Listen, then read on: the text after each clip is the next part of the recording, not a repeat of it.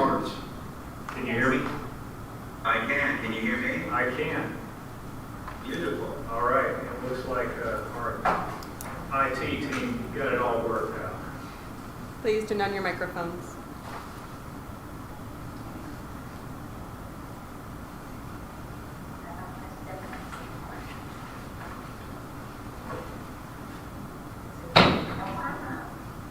Good evening, everyone. It's 6 p.m. and the July 1st City Council meeting will come to order. Now it's time for the invocation. Let us pray. Almighty God, we gather here today to conduct the business of our beloved city, Bel Air Beach. As we approach the celebration of July the 4th, we are reminded of the blessings of freedom and independence that we enjoy in this great nation. We thank you for the liberty that allows us to come together in this democratic process. Please bless our city staff, council members, board and committee members, and all those in attendance with wisdom, patience, and respect as we seek to serve our community with integrity and dedication.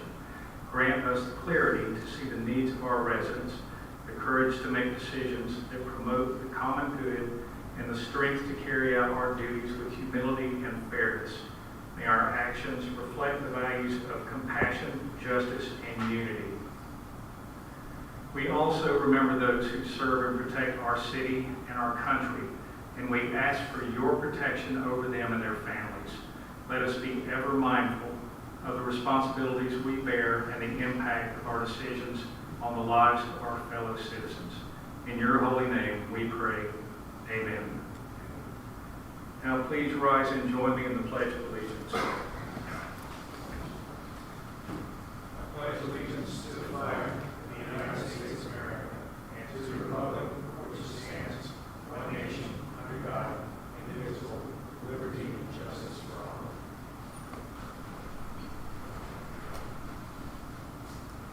Renee, would you please call the roll? Councilmember Frank Bankert. Present.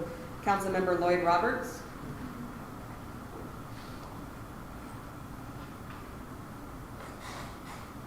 Councilmember Kim Shaw Elliott. Present. Mayor Dave Gaddis. Here. City Manager Kyle Riefler. Here. And City Attorney Jay Damio. Here.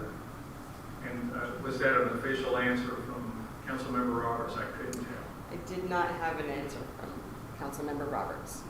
All right, we'll continue moving forward, and if we can get him back online, then we'll continue. Oh, I think he's back. Yeah, I'm sorry. Can you guys hear me? Can you hear me? Yes, Okay, are we good? we are good. All right. Our first order of business is approval of the agenda. Do I have a motion to approve? Motion. Motion is made by Frank Banker. Do I have a second? Second. Second by Councilmember Shaw Elliott. All in favor? Aye. Any opposed? All right, the agenda is approved. Now we move to citizen comments. Any citizen would like to address the council about a topic not already on the agenda, please raise your hand and wait to be called on. We ask that you limit your time to no more than 3 minutes, and remember to direct all questions and comments to the council. If any council members would like to respond, you know the drill. If the city manager or city attorney would like to address citizen comments, please hold your responses until your designated report time. Would any citizen like to address the council about a topic not already on the agenda? Seeing as we have none, citizen comments are now closed. All right, now we are on to item 3. We have a presentation from the Pinellas County Sheriff's Office beginning with the monthly law enforcement report. Welcome, sir. Please come up, give us your name and title, and let's have the report. Good evening. I'm Corporal Mark Reeves with the Sheriff's Office. This is the May 2024 report. We only had one incident of Sir, larceny. let me interrupt you for 1 second. Councilmember Roberts, could you mute until you'd like to speak? Okay, I think we're good. Go ahead. We only had one larceny and one assault in the city during the month of May. There were 9 total people arrested in the city of Bel Air Beach during the month of May. There was a possession of a controlled substance charge, along with a couple of traffic misdemeanors and a warrant charge. There were 673 events during the month of May, with 768 responding units. The top events in the city were house checks, directed patrols, vehicle and abandoned parked illegally, traffic stops, and city ordinance violations. There were no crashes in the city during the month of May, and we issued 104 parking, 81 traffic tickets, and 26 warnings during the month, resulting in 213 citations. The correlation, as usual, a lot of them occurred on Gulf Boulevard. And that's all the data I have for May for you. Thank you, Corporal. Council, would anyone like to ask Corporal a question? Yes, Yes, Corporal, we're going through our budget right now, and we've got a sizable increase with the sheriff's budget. I'm trying to figure out, because we get a stipend back from Bel Air Shores, and it looks like I guess they allocate about 1.2 hours a day for sheriff duties. Okay. I can't see how that is not more than like 2.5 hours or 3 hours a day. Would you have any idea of how much time? That I can't speak to. I will pass your concern on to Captain Liner, and I'll have him reach out to the city. I really appreciate that, thank you. No problem. any other questions or comments for the Corporal? Councilmember Roberts, do you have any questions or comments?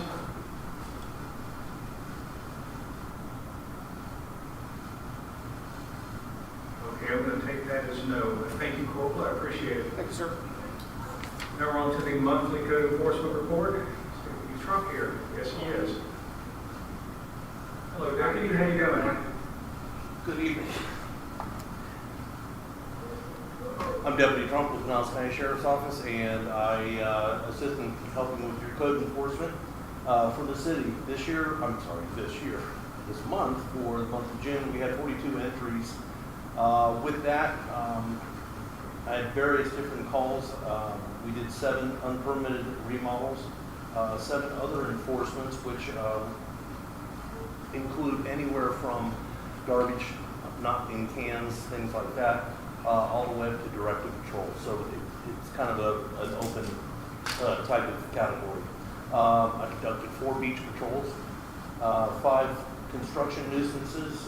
We are dealing, obviously, with the hot weather, the rain, and everything else. We're dealing with a lot more plant overgrowth complaints, high grass complaints, things like that. So we're trying to address those and talk to the residents about some of their plants kind of overgrowing, fences, things like that.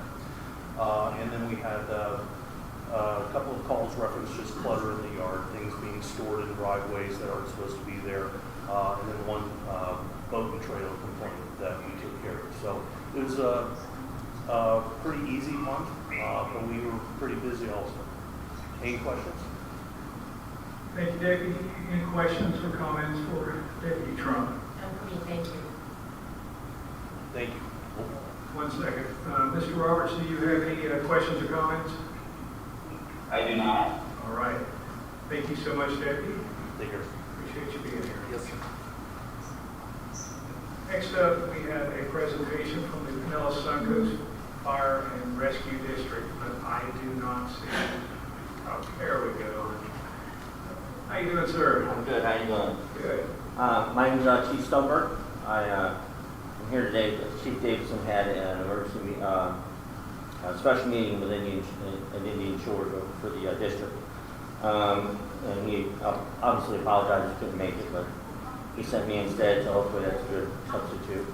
But for the month of June, there were 18 calls into Bel Air Beach during the month. That included like a fuel spill, gas leaks, water rescue, a diving incident, motor vehicle accidents, and heat exposures, and some other medical calls. Just an update, the district has purchased property to better serve Bel Air Beach. The new fire station is going to be anticipated to be built within the next 20 months. The location is at the northern end of Indian Rocks, which allows for a 2-minute response time into Bel Air Beach. We are currently working with the county to provide staffing so we can put a unit in the area prior to the station being built to get that moving along a little faster, get a better response. Our goal is to provide the highest level of care to our citizens, obviously. And with that, if there's any questions, I'd be more than happy to answer what I can. Any questions for the chief? No? Mr. Roberts, do you have any questions? No, sir. All right, if you don't mind, would you please mute? Good. Thank you very much. Thank you, I appreciate your time. Thank you. And tell Chief Davidson he's in trouble again. All right, well, let's take there. All right, next we have an update, item number 5, an update on the Causeway and Gulf Boulevard intersection for Pinellas County Public Works. Hello, sir. Please come up and announce yourself and your Good title. Good evening. My name is Tom Washburn. I'm the Division Director for Transportation for Public Works of Pinellas County. I've got our County Traffic Engineer here tonight as well, Jeff Thompson, and our Timing Technician, Nick Papadopoulos. We've got a presentation. You all have taken part in it. I want to give you guys just a little bit of brief history on what we've done out at the intersection. I'm going to hold you for 1 second. Can you speak a little closer to the microphone? Sure, I'm sorry, is that better? It's volume turned down. I'm sorry, is that better? Much better. I wonder I couldn't hear anyone. I'm sorry about that. Let me start over. My name is Tom Washburn. I'm with Pinellas County Public Works. I'm the Transportation Division Director. I've got our County Traffic Engineer with me here today, Jeff Thompson. And I've got our Timing Technician, Nick Papadopoulos. We've got a presentation on what we've been doing at the intersection here recently. But I want to give a little bit of history before we come up and show you the modeling that we've done. Going back to 2014, we had a pedestrian study that we did along the entire stretch of Gulf Boulevard, including City of Clearwater, Indian Rocks Beach, and Bel Air Beach. The results of that study is what resulted in the pedestrian crossings that we have out there, including the one that's just north of the intersection. So that dates back about 10 years. 2016, 2017, with Hurricane Irma, the intersection was damaged pretty heavily. It used to be a span wire. So we've since upgraded that to mast arms. It's given us the ability to apply more technology at the intersection, which we'll show you here as well. In 2020, we were contacted by the city to consider a study at the intersection, looking at complaints that you guys are receiving or relaying to us about delays at the intersection, primarily southbound and westbound traffic. So we hired a consultant, did a study, which resulted in the configuration of the intersection that you see today. Primarily the change was changing that southbound left turn from a single lane to the 2 lanes and making some other adjustments. And that's how it's been operated since about 2021. In 2023, February 2023, we were contacted by Councilmember Roberts, asked to take another look at the intersection. So we've been doing that since then. In April of this year, we had Councilmember Roberts and the city manager out to our facility, showed them the modeling that we're going to show you today, showed them the detection devices that we've got at the intersection, what type of data that's providing to us, and then came up with some recommendations that we've been going back and forth with the city with. So that's kind of where we are today. With that, I'm going to ask Nick to come up and kind of go through the detection that we have at the intersection, the data that is pulling, and then modeling that we've done to get to where we are today. All right? All right, thank you.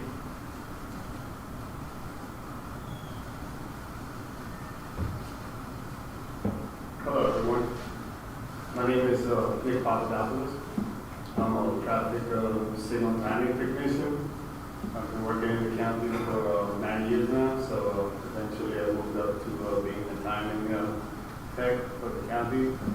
And what we do daily as a team is we monitor intersections, we keep an eye on traffic, we try to make intersections more efficient, we try to identify problems, either pedestrian problems or vehicles or illegal crossings, whatever is related to an intersection that can make it work safer.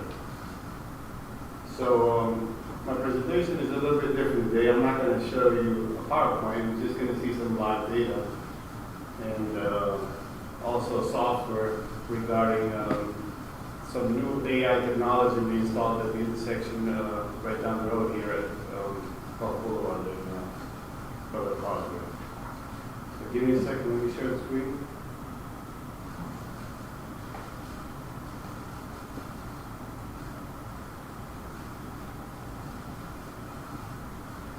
All right, well. So when the request came to our group to monitor the intersection, there was a good chance to implement one of these new devices which not only does vehicle detection, it also does analysis. So it counts pedestrians, it counts vehicles, it tells you things that you cannot see every day or constantly monitoring an intersection. So the system is called Kurt's Vision. Hopefully you can see it on my screen here. And we do get a live view of what's going on in the intersection right now. It shows us the vehicles, what's out there. And if we click on the camera, we get a live feed. And it shows us exactly how many vehicles are there. It classifies them by category, if it's a light truck, a heavy truck, a passenger vehicle, a motorcycle, bicycles, everything. They're pretty powerful devices now.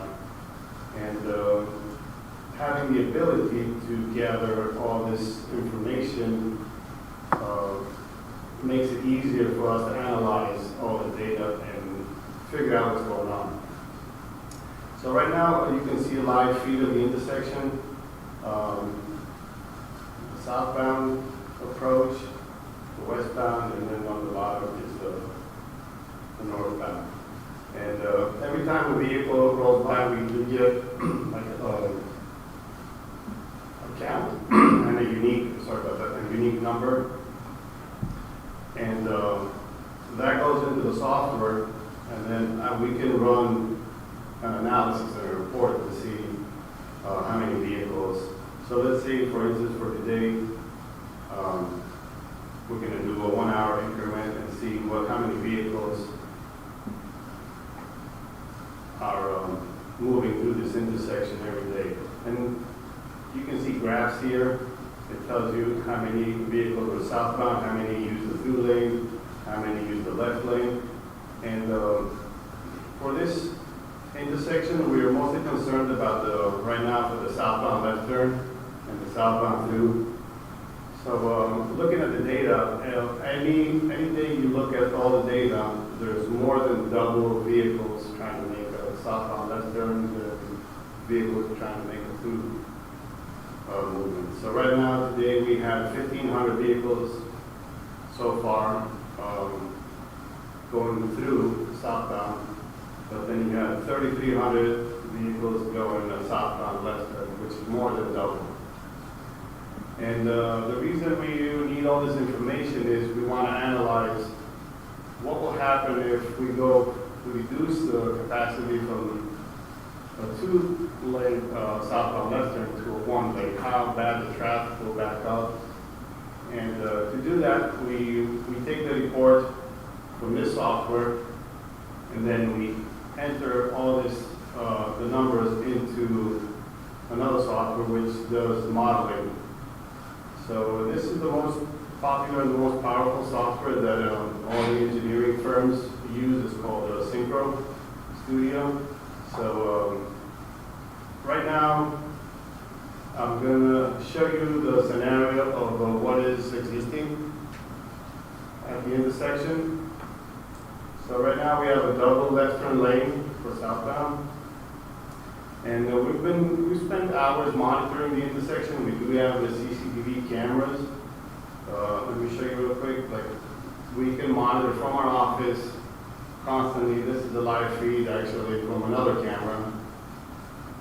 And we can monitor what's going on. AM peak traffic, off-peak moments, PM peak traffic, weekends. We could turn it around and get an idea of what's going on. So we could compare the data that we get from the software, and we could actually get a real time image of what's going on. So, we like to be sure of what we propose. So once we take all that data, now we have all the counts, we can put it into the software. And usually we take the worst case scenario for every approach. So you're gonna see some numbers here for southbound, 203 vehicles, for through 619 for left turn, westbound. Westbound is also a pretty heavy movement. It's almost as busy as the southbound left turn, and most of the time a little more heavy. But anyway, once we put all the data into the software, now we go through the simulation. And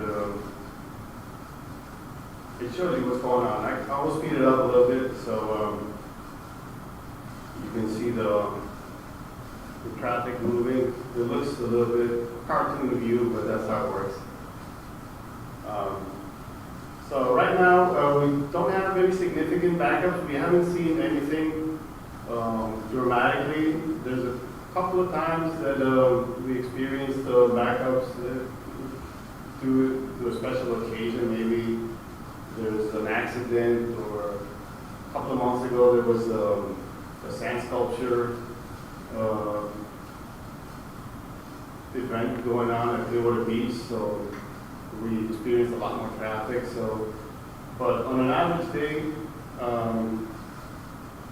we don't see right now with dual left turn lanes a lot of backing up vehicles into the blocking the southbound movement, like passing the median for the pedestrian crossing. And this left turn pocket right now, all the way back to the median which separates the pedestrian crossing, could roughly fit around 12 vehicles. So 12 vehicles per lane, you could get around 24 without blocking the southbound traffic. They can still keep coming south if they want to continue through.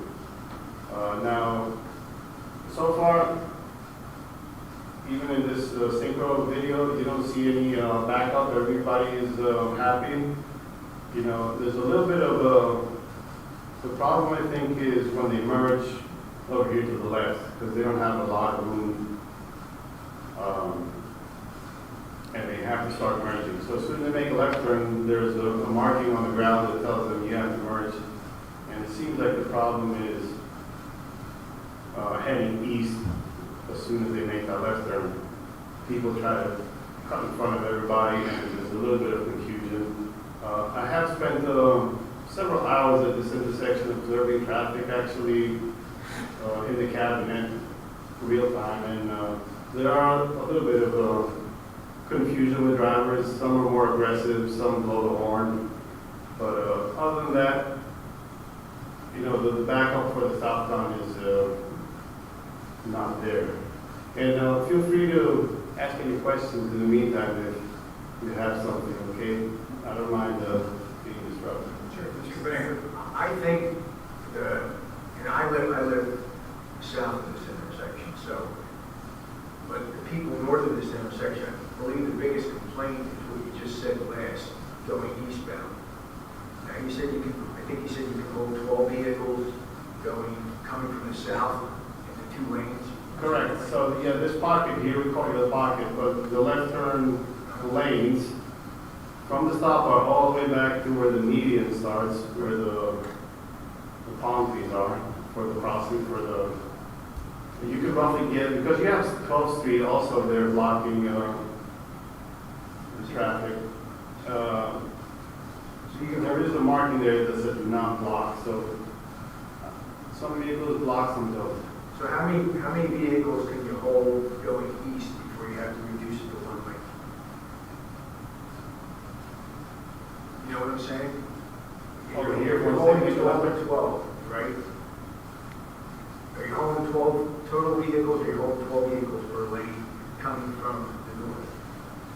I think it would be a different situation because those cars are moving, where the ones that are held in the southbound lane are stacked up and they're stable. And that's what I'm saying, so when the light turns, they're all getting aggressive to go east Correct. So you have, what, 24 cars or 12 cars? Yeah, that's the worst case scenario. We haven't experienced 24 cars at once. Usually an average is 10 to 12. Come down this weekend. You can experience it. Okay. Yeah, and from January 1st till at least Easter, every probably, I mean, I pity the residents that live north of the causeway. I mean, I'm starting to see it on my side, but I hate to say this, but I think they've adapted to knowing that they can't get out at certain hours of the day, and they just, there's one guy shaking his head, I think he had a scenario to him 3 hours ago to Home Depot one time. The danger, I think, that everyone is worried about is going east, and these guys are gunning the cars trying to get into that one lane. Correct, I understand. That's why we ran a couple of scenarios here. We didn't only do one. So let me stop this one, and then we could run the second one, which is a single left turn. I can assure you, I already know what's going to happen. And there's going to be more than 12 cars at any given time, and you're going to block all the traffic. So yes, with the existing configuration of the intersection, unfortunately, it will block the southbound through lane completely because it will back up into the through lane past the island, and that will cause drivers to be a little more upset. Do you mind if I ask Mr. Roberts if he has a question for you? Sure. Since he's got an ongoing dialogue. Mr. Roberts, do you have any questions or comments? I can't see you, so.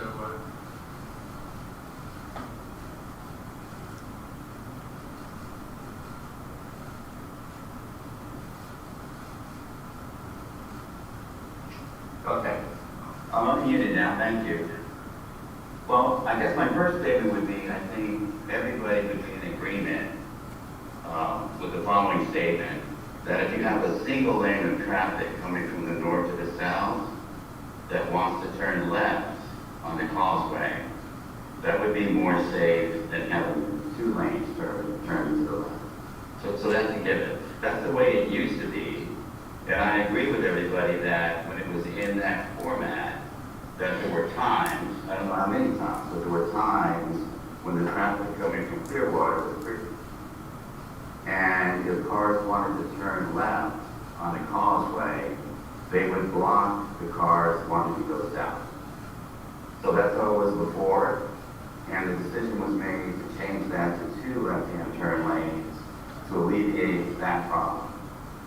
And by doing that, it's an unknown, but if it ever happens where 2 cars are turning left and the inside car bumps the outside car and that car jumps the curb, and in the worst case scenario, there's somebody there, we don't even want to think about what happens. So that's why we're talking about this. I understand the queuing of the vehicles in the 2 lanes, and that has helped the southbound traffic to continue going south through that intersection. But if it's at the risk of safety of going through the intersection and turning to the left, I'll never be in favor of that. So, as most of you know, I have brought to the attention of the county, we've had conversations about it. I'd like to know if we were to remove that island and create just a single left-hand turn lane, the cars would queue in what's now known as that bi-directional lane. Clearly that would be more safe to the cars turning to the left, and it would also return the blinking left-hand turn light, which allows people to turn left if in fact there's no traffic coming from the south to the north, and they're either there turning to the right or going straight. So I think that removes some of those cars from the queue to begin with. So that's my biggest concern, is just the 2 cars turning left. I truly don't believe it's a safe situation, and I'm concerned if 2 cars bump there. I'm not worried about the cars, because the speed is fairly slow. But if one car gets pushed, the outside lane gets pushed towards the curb, and somebody's there, that's gonna be a problem. Would you like to address Mr. Roberts' questions and comments? Yes, sure. Thanks for the feedback, Mr. Ross. We did run a scenario for the island removed also. It was the next slide, so give me a second. Let me run the scenario for the island removed. This one, it does look better. But island removed is the third scenario run, which is going to allow the southbound to move without blocking them. And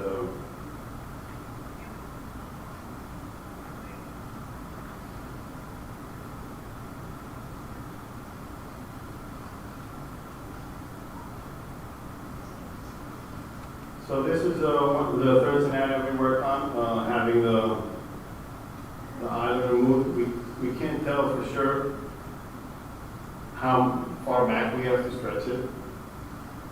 We went all the way back to 15th Street for this simulation, but that was a little bit excessive.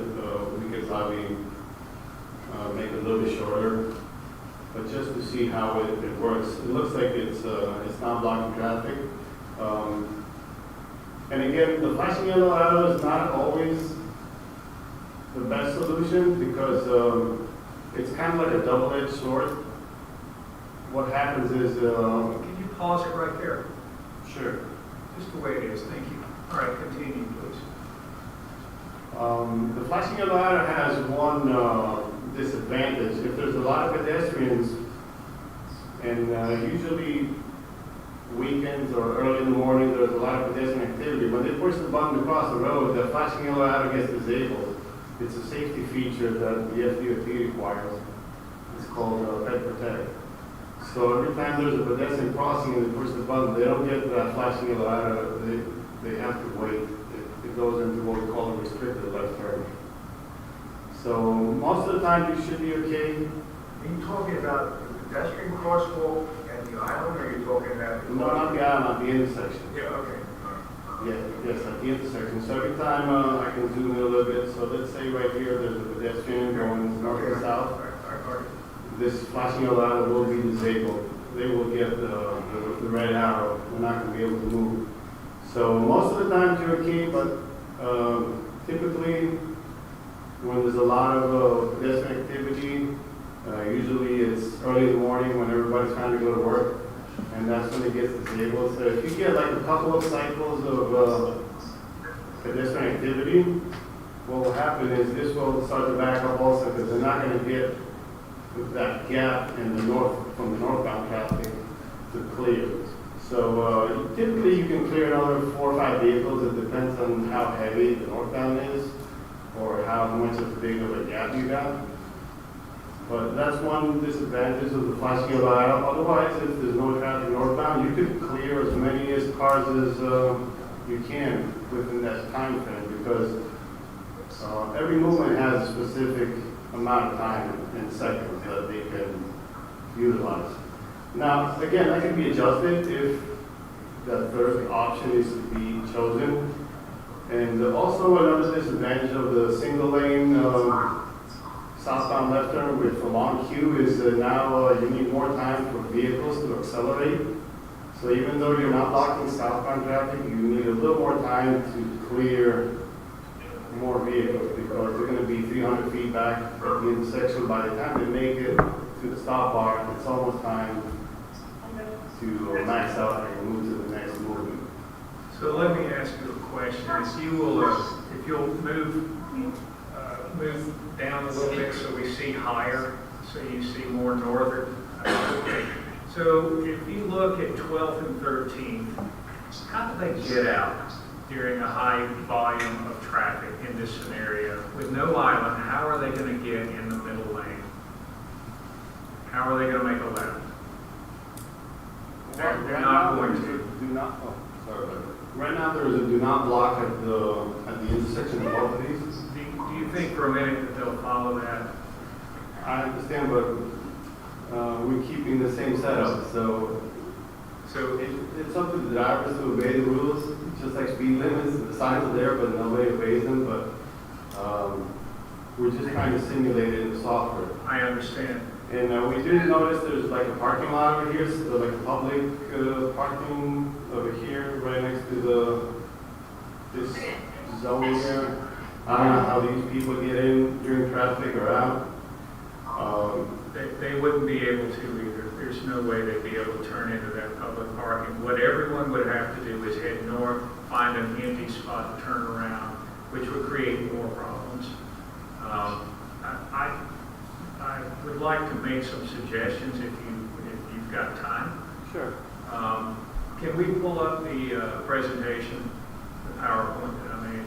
I just want to point out some obvious things and then show you what I think may alleviate some of the problems without doing away with the second turn lane. Because what I can say is, since you've done the 2 lanes, even though we all have identified a possibility for danger, I can assure you I have not seen backups like we've seen in the past.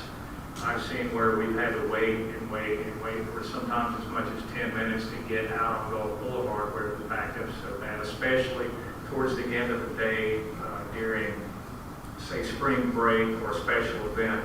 You couldn't get out. You couldn't make a left turn because traffic was backed up so bad. So if you look, can you see on my screen up there? Okay, so this is what we have today, and we already know that there are definitely some issues, okay? Would you go to the next slide, please? Okay, so if you look at car number 1 in the right lane, it's about to turn right, it's coming off Causeway Boulevard. Would you hover the arrow over the car number 1, because it's kind of hard to see. All right, see right there? Yes, it's up. All right. Currently, the stop line is so close to that intersection that you have your, I call them rolling stoppers, and they don't actually stop, they slow down, and then they look to the left and they try to make that turn. Mr. Roberts, would you mind muting for just a few seconds while I... Sure, I'm sorry. No worries. Okay, so you're rolling through that intersection, you're looking to the left, and then you're going to make the right. I've seen car after car after car roll over that point where number 2 is. There we go. Well, wrong one. What happened? He's going to put it through Zoom. He didn't have it. Oh, okay, all right. One second. Okay. Should I stop sharing or?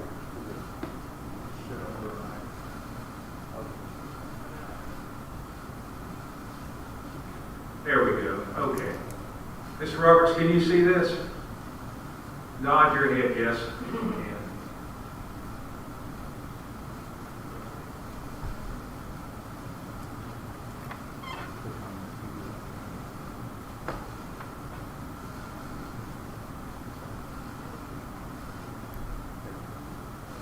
There we go. Okay. So the car with the number 1 on it is doing a rolling stop, and you can see the car is already has the wrong angle for that turn. I see it over and over and over where cars making a right because they're looking left, they don't have enough time to make a good decision as they're approaching in to make the right turn. So what happens is they drift over into the oncoming traffic, and then they have to make a quick course correction. Now, if you'll go to the next slide, please. So here's where we are today. If you look on the asphalt, you can literally see where cars have left rubber on the road, showing the directions that they're making, how they're turning. If you look at car number 3 and position number 4, this happens over and over and over. They're coming through that intersection and they cross, and you even showed it in your example. Your computer picked it up that they cross over that yellow line. as they're approaching the intersection. And they're doing that so that they don't have to slow down and they feel like that they're able to stay on that inside lane. Now, if you look at number 5 with a car on it, that one is swinging way out because he's afraid that car number 3 is going to bash him. So he's swinging way out, but he's also following the dotted lines on the street. That's kind of the angle that we were blessed with whenever this was redone. If you look at where he's at right now, he's headed straight for that curve. These are. It was so easy for me to find this. All I did was went to Google Maps and grabbed this picture. But it was a great example showing exactly what's going on in our intersection. If you look also at the street, you can see there's also places where there's rubber where the car on the bottom turns in. So everybody's doing this same thing. So obviously we've got some issues, and here's what I think may help. Would you please go to the next slide?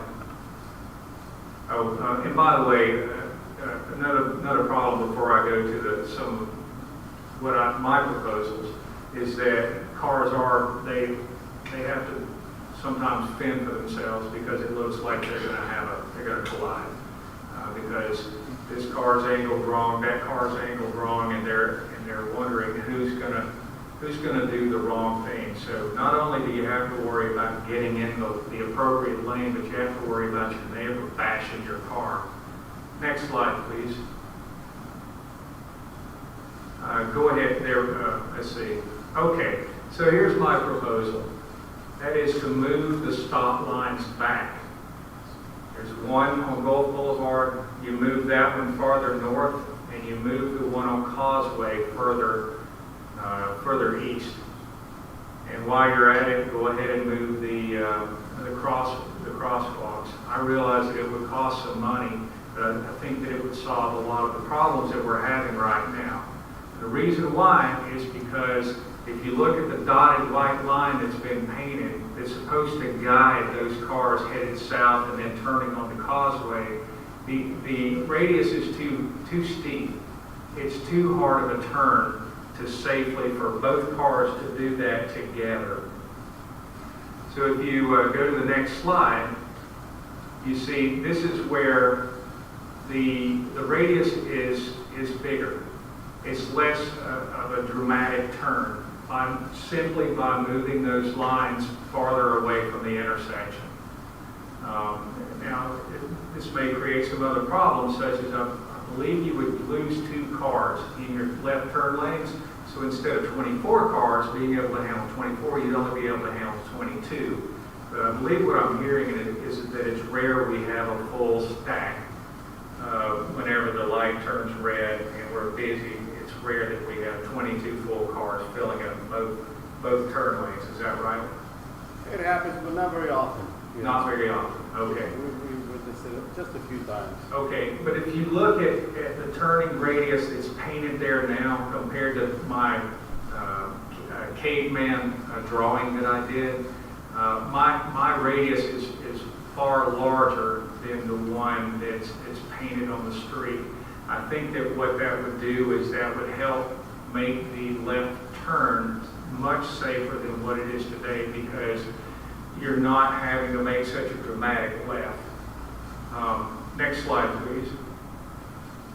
Also, by moving it back, your little, the guy who likes to do the rolling stop, he's not going to be as close to that intersection whenever he has to start thinking, am I going to get in trouble for running this traffic light? So he's going to have more time to keep looking left before he eases up to the intersection and makes that right turn, his rolling stop. Also, I believe that you're going to have less opportunity for crossing that yellow line as you're making the right. So that's just some observations I've made. Next slide, please. Also, because the crosswalks are now farther out of sight from your right turners, The no right turn signs that I see in Largo would be, this would be a perfect home for them if we were able to move these lines back. So you have one on the northbound side, preventing them from turning right whenever there's a pedestrian, and we have one on the westbound side, preventing them from turning right whenever there's a pedestrian crossing there. Next slide, please. You already did this. Thank you very much. I appreciate that. But also, can you explain to me what the reasoning is for 4 lights? Is it a law? Is it a requirement? What is the deal with the 2 round lights in the right lane? Yes, that's easy. That's a federal requirement. You need to have two lights per approach. So it's like a safety issue. So if one, let's say red ball goes out, you still have another one to back up. Okay. So per lane, per approach, you need minimum 2 lights. That's everywhere. Okay, so I'm going to tell you what I've observed, is that it's confusing to someone headed southbound, and I've seen countless cars, and you can probably go and look in your database and you'll see it also, that you have people running the traffic light in the middle turn lane headed southbound because they think that it's okay to proceed forward. And so I don't know what the solution is. If it's a federal law, maybe we could slide those 2 closer together or something like that so that there's less confusion.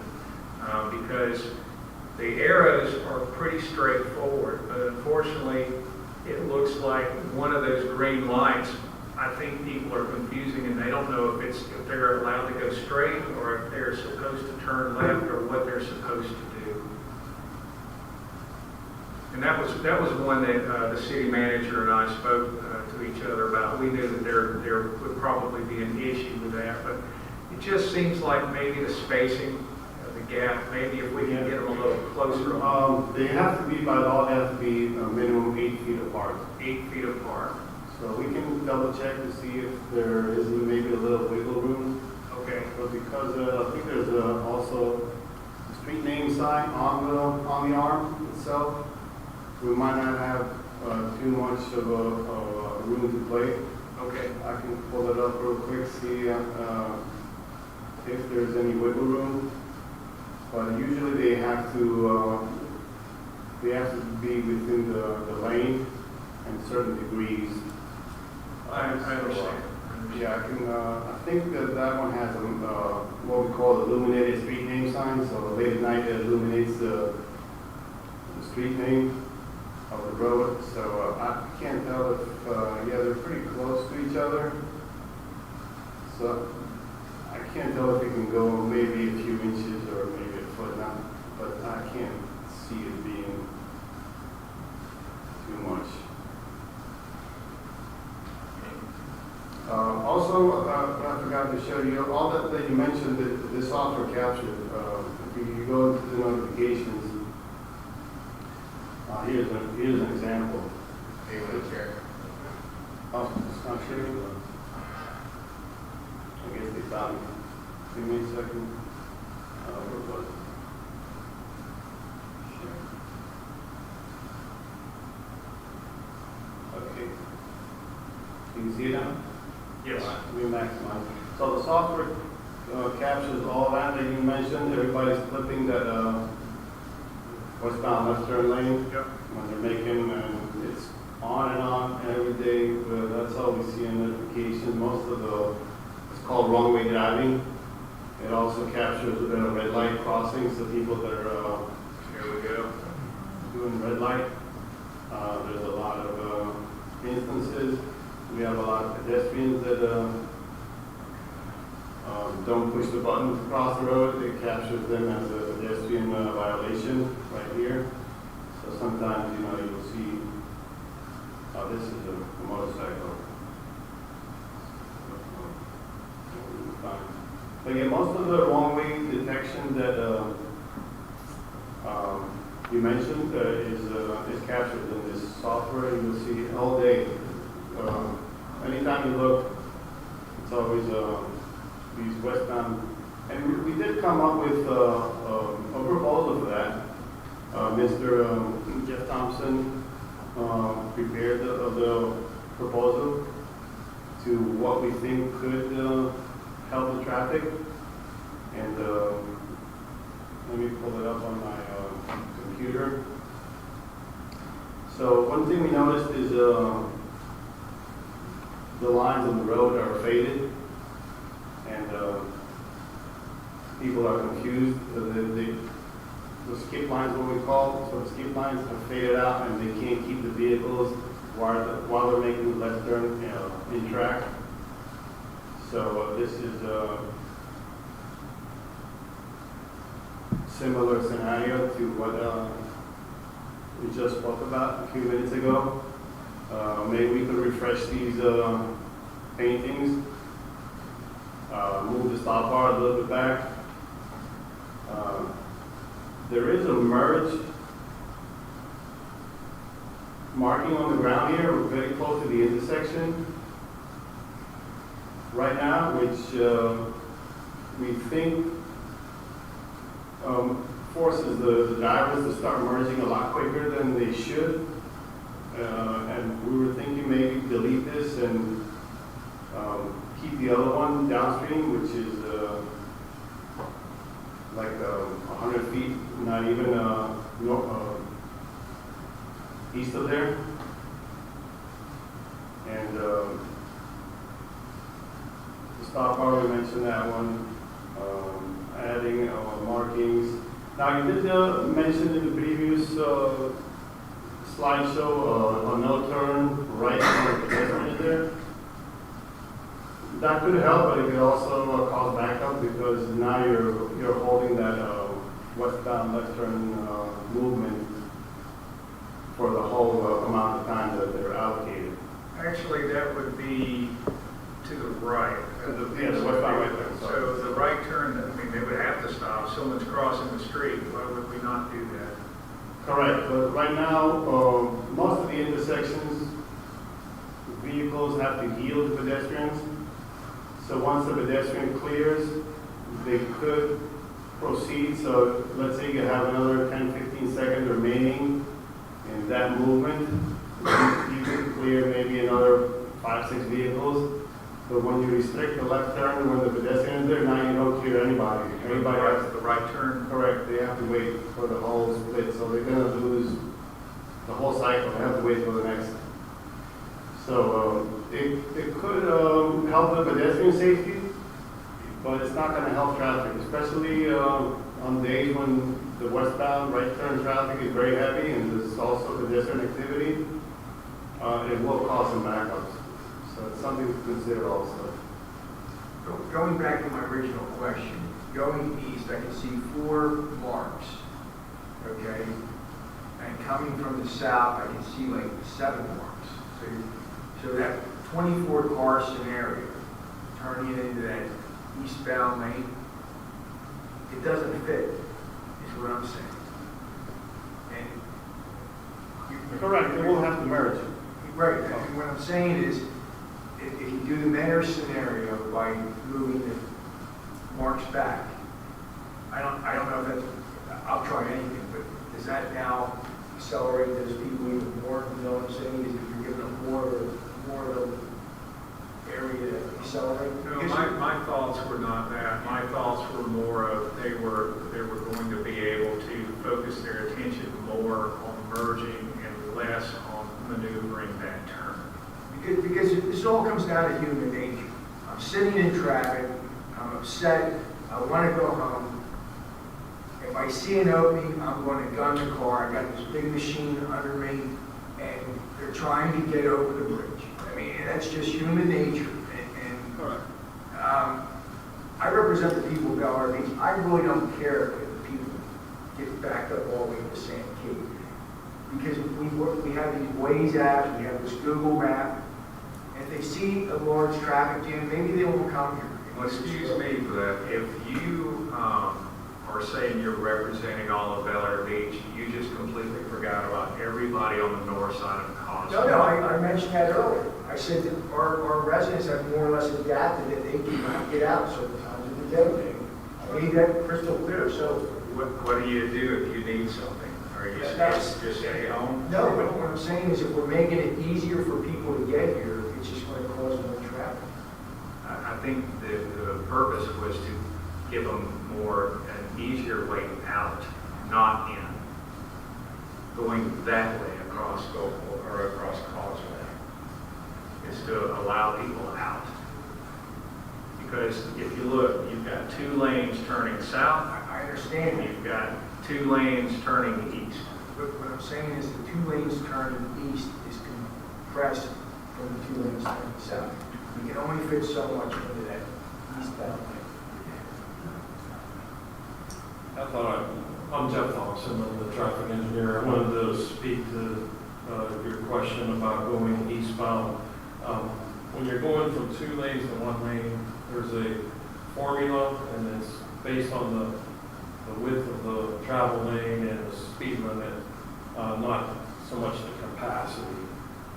So where the 2 lanes go to 1 lane, you have over 300 feet between when there's 2 full lanes to where there's 1 lane.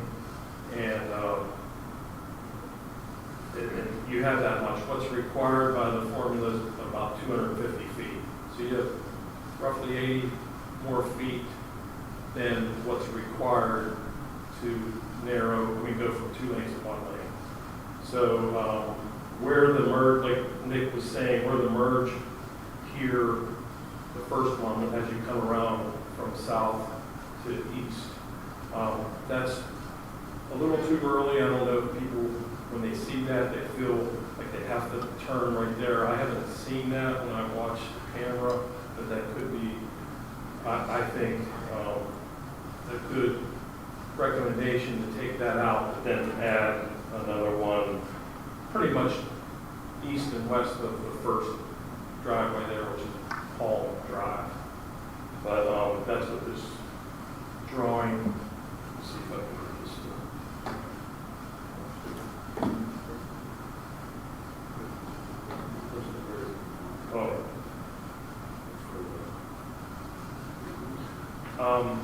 So I'll just go through some of these other ones. Your point about flattening this dotted white line is well taken. And we were going to also add a yellow dotted line to help guide the motorists on the inside left turn lane around this bend so they don't go into this lane. But we would flatten that out too. I think that's a good point. So we were going to add the yellow dotted line, refresh the white dotted line guideline, which again, you made a good point about making that flatter. Refreshing the white skips here, going eastbound, eliminating this merge here, but keeping this one and then adding another one right here. Refreshing the bike lane and the white edge line just while we're out there, making sure those are visible. Moving this drop lane sign, it's further west than it needs to be, kind of right in line with where this merge. It should be really here in the second one, so people aren't prematurely trying to merge. The lane assignment sign up here going south, it's there, but there's a way we can maybe make it a little more conspicuous. Maybe put a retro-reflective material on the signpost just to make it stand out a little bit. There's other ways we can make it more conspicuous. And then last but not least, what you had spoke to earlier, moving this stop bar back. Thank you. Mr. Roberts, do you have any questions? Any comments? We're going to give them just a second, and then I'm going to go to Councilmember Shaw Elliott and let her weigh in.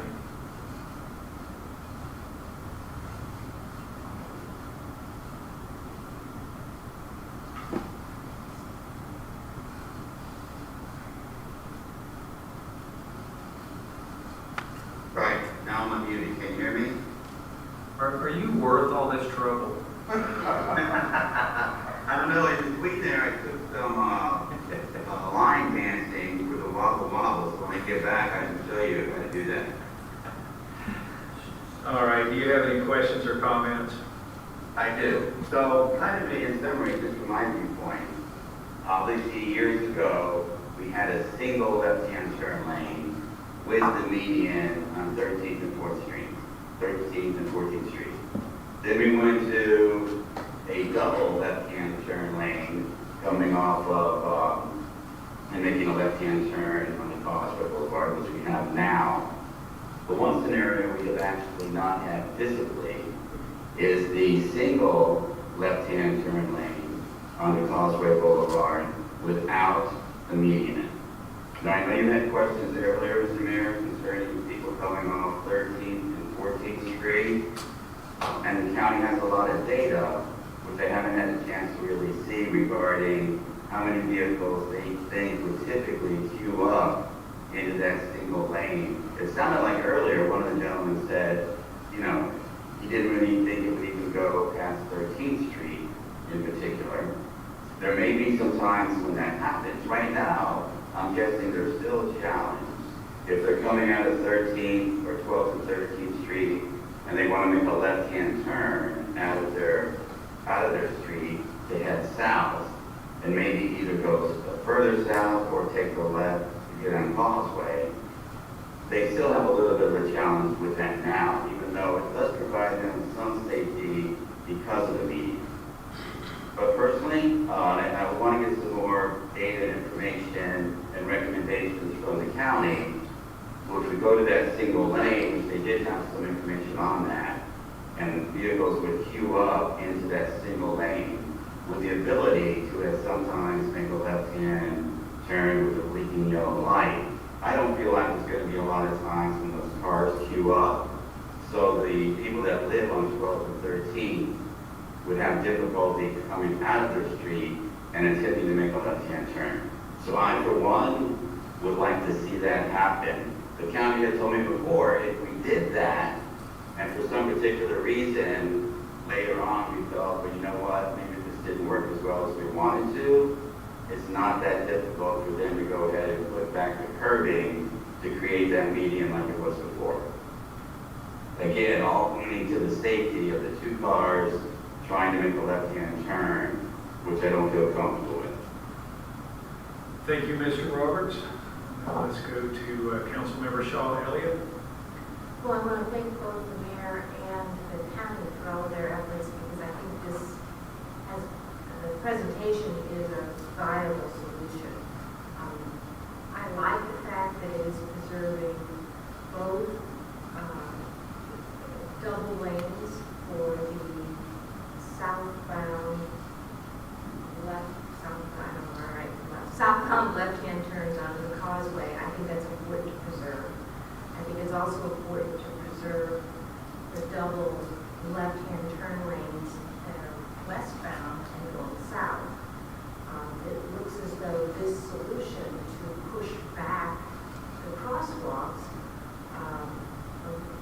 eliminates the danger of basically colliding vehicles as they're turning to go eastbound, as well as hitting the people that are sitting there waiting to go southbound. Because I've been in that situation where I feel like to turn south and go back, go south of the block, I'm in a line of fire. So I think all of that works. That sounds really good.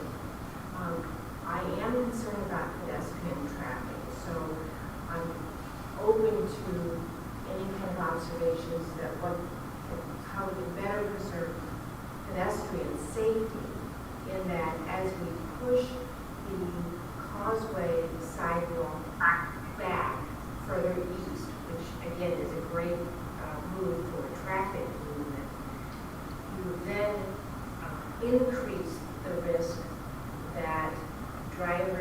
going northbound and turning east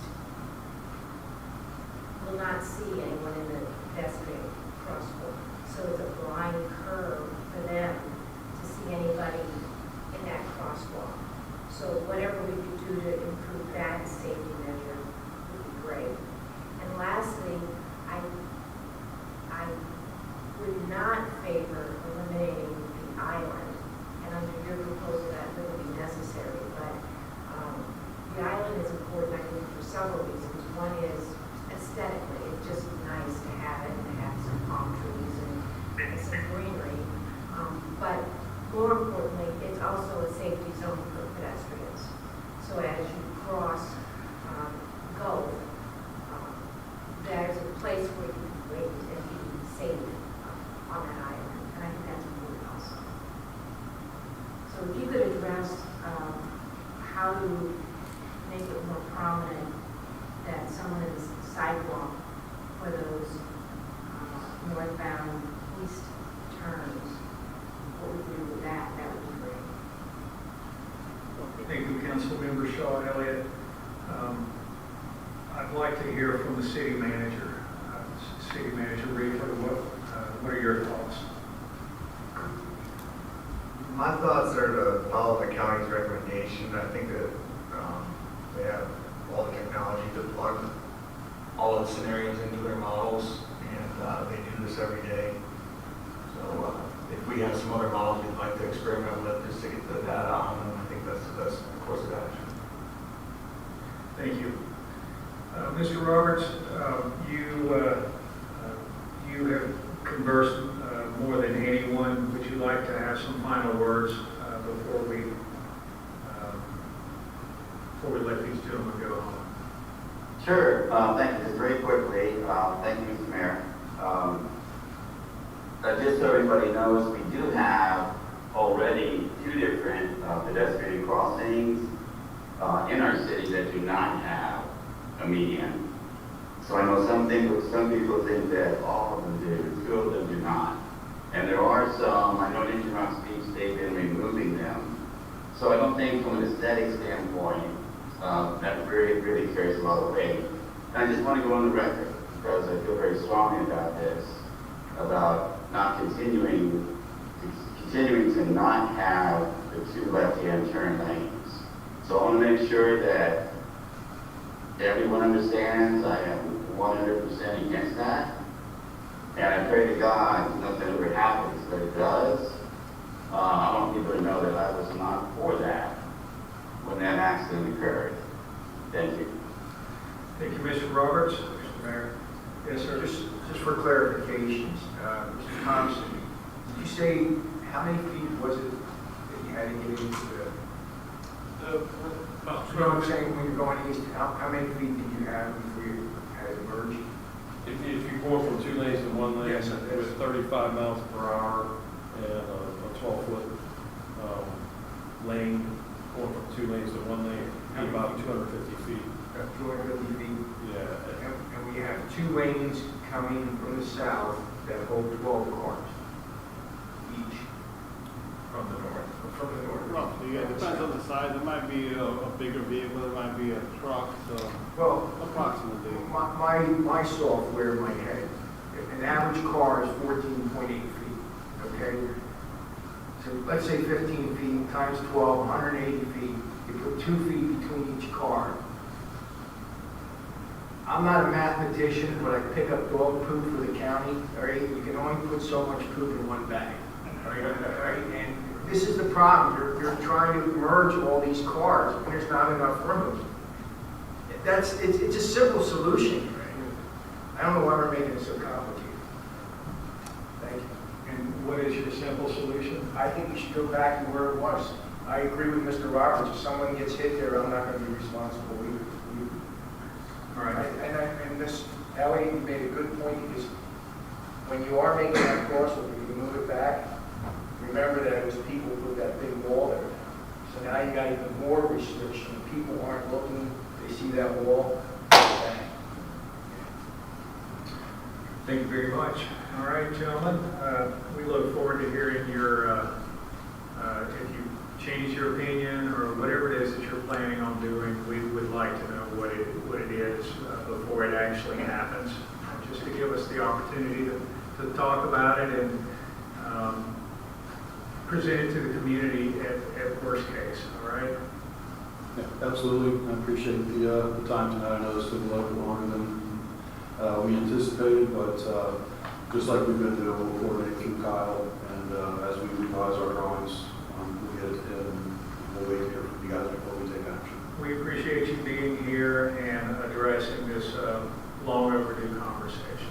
Thank you. Gentlemen, have a good night. All right, now we are up to item 6, finally, the quarterly board reports, starting with the Board of Adjustments.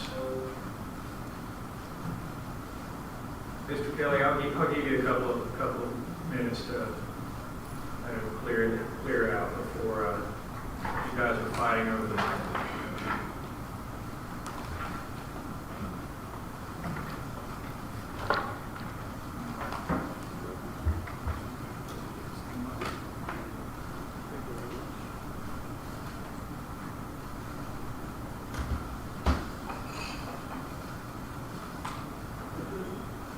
Yes, it's great. Let me turn it on. There you go.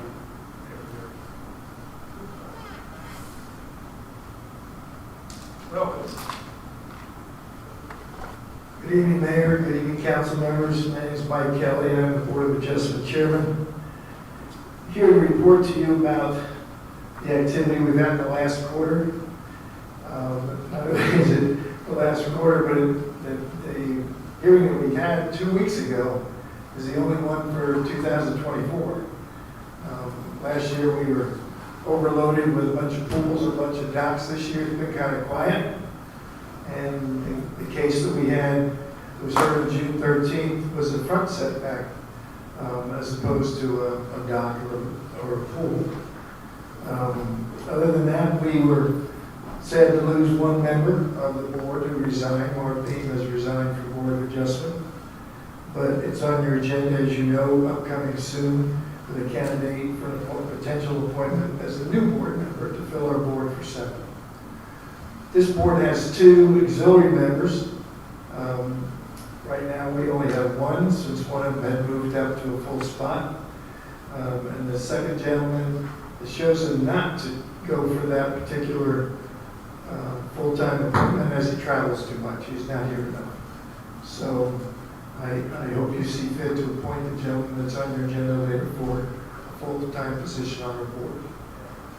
There's another hearing coming up August 1st for a situation on Donato Drive that involves a beach in one of those coves that I think there'll be a lot of activity and a lot of residents involved. So we look forward to that. Thank you, Mr. Kelly. Do we have any questions or comments from the council?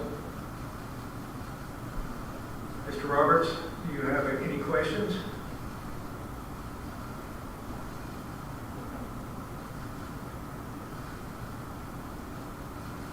I have none, thank you. All right. Thank you, Mr. Kelly. Thank you. Appreciate you being here. All right. Do we have anyone from the Citizens Advisory Committee? All right. I don't have a report, though. No report. All right. Wasn't aware of it. That's quite all right. That's quite all right.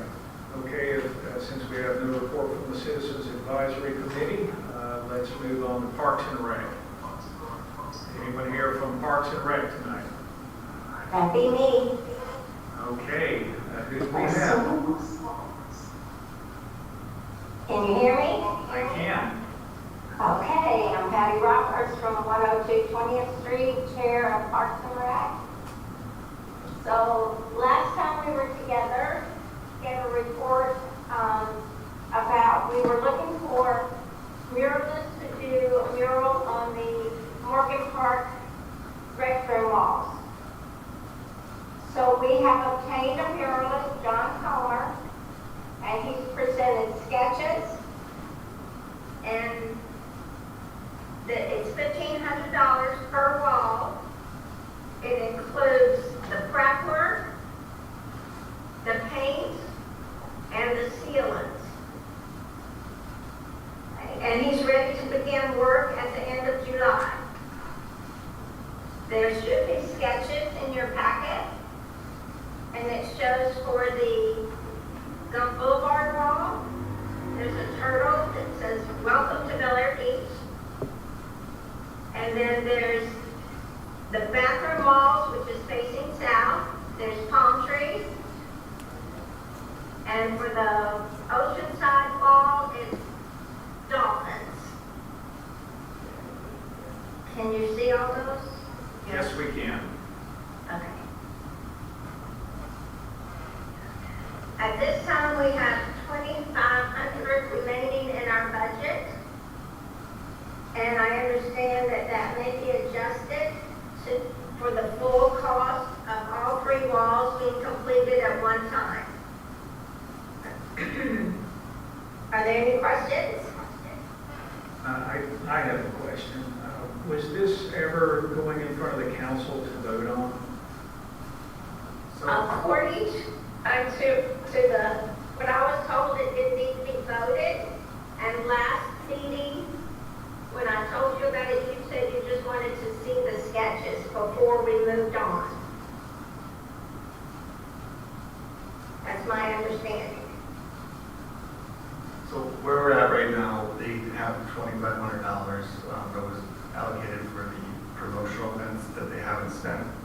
We didn't know exactly what this total price was going to come to. So there is money that they typically use for their budget available. But if you're looking at $1,500 per wall, you're going to need a little more.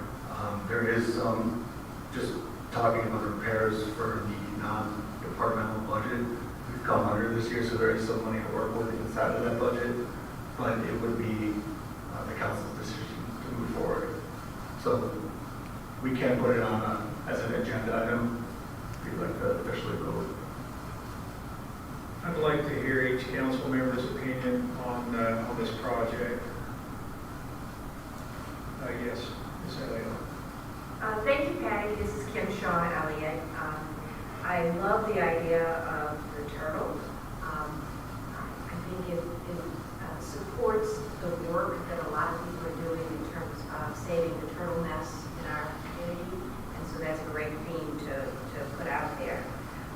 General comment on the dolphins, again, love them. It's great, like the sea life on the side. Just from this particular image, you can't really quite tell if the right side of the panel is empty or what's going to happen there. Maybe a little blank on that. On the palm trees, not a big fan of those just because they look rather commercial. It just looks like something that might come out of a pre-done purchase that you could make for that kind of image. But thank you very much for this effort because I think it will be a great addition to have. Thank you. Mr. Roberts, you're sitting there with Patty right now. I'd like to hear you weigh in on this also. Thank you very much. I kind of feel that Rich is on a vote, so I am definitely in favor of it. Yeah, I think I know they've had a lot of conversations with the muralist, different ideas. It seems to have some really good references. Some buildings we've seen around locally here. He does great work, and as Councilmember Elliott said, I think it would enhance the appearance of Morgan Park significantly. So I'm in favor. Thank you, Mr. Roberts. Let's go to Mr. Banker. Kyle, how much money do we right now? I should have this Morgan Park on the park. For the total year, we budgeted in our revenues $150,000. That's average. Make a motion to do $2,000 for this project. I mean, give them something back, maybe. And what's happening? I'm just asking questions. My only concern is it's not necessarily about money. decide what is the goal of this other than beautifying? Are we calling people from Gulf Boulevard to come to Morgan Park and spend their money on our beach? I'm just trying to grasp what it is we're trying to accomplish.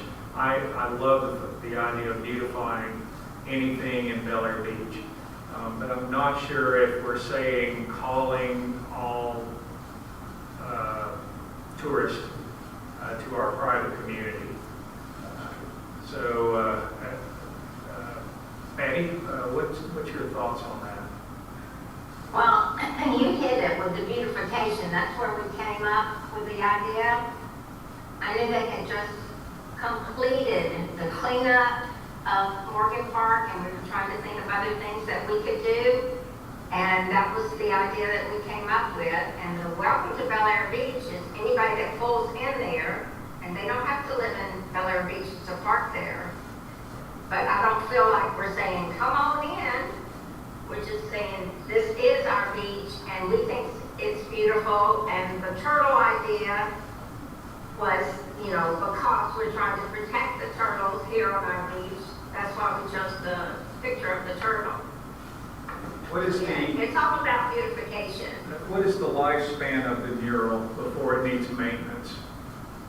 He said 25 to 30 years. Wow. Okay.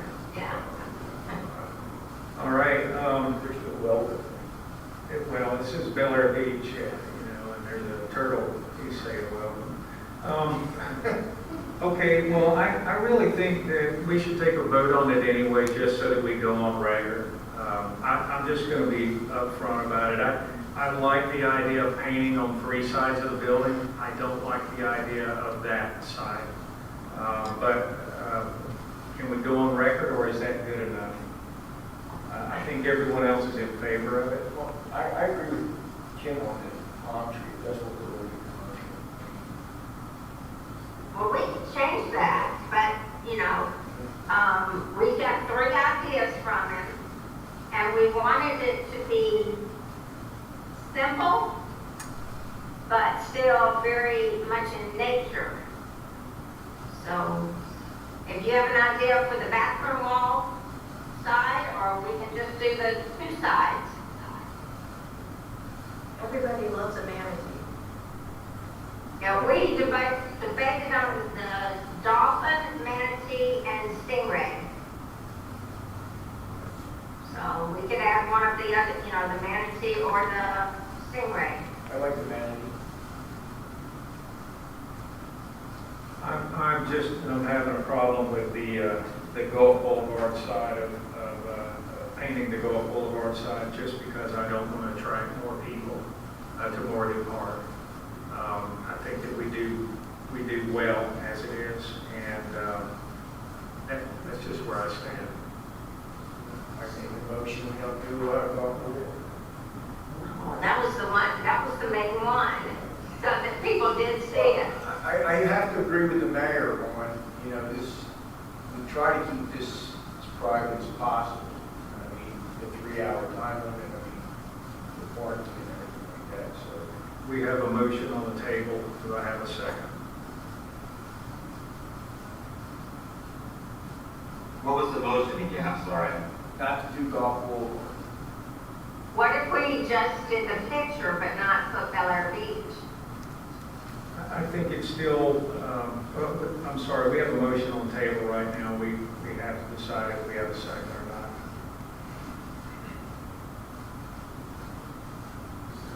Okay, the motion dies.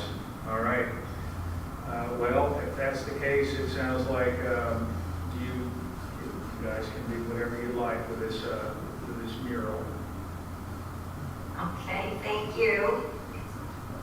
And we will, and continuing with my report, in October we will be having the chili cook-off, and it's going to be football themed, and it is scheduled for a weekend when the Bucks are playing out of town, so we don't interfere with people that want to go to that game.